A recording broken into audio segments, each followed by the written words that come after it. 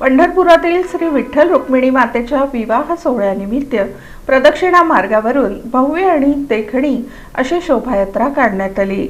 वसंत पंचमीच्या शुभ मुहूर्तावर श्री विठ्ठल रुक्मिणी मातेचा विवाह सोहळा मोठ्या भक्तिभावानं आणि उत्साहपूर्ण वातावरणात श्री विठ्ठल सभा मंडपात साजरा करण्यात आला। दुपारी 4:30 वाजता श्री विठ्ठल रुक्मिणी मातेची पाद्यपूजा मंदिर समितीचे कार्यकारी अधिकारी राजेंद्र शेळके यांच्या हस्ते सपत्नीक विधिवत पार पडली।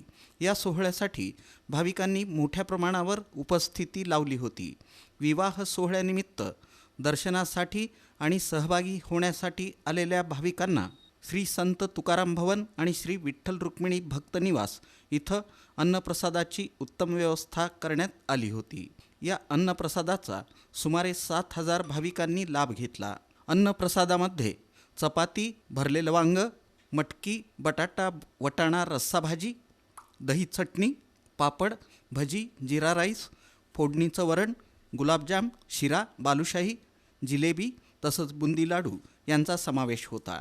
भोजन प्रसाद व्यवस्थेची जबाबदारी विभाग प्रमुख विनोद पाटील आणि बलभीम पावले यांच्याकडे सोपवण्यात आली होती।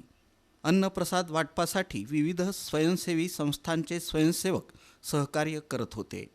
यावेळी विवाह सोहळ्यानिमित्त प्रदक्षिणा मार्गानं भव्य आणि देखणी शोभायात्रा काढण्यात आली।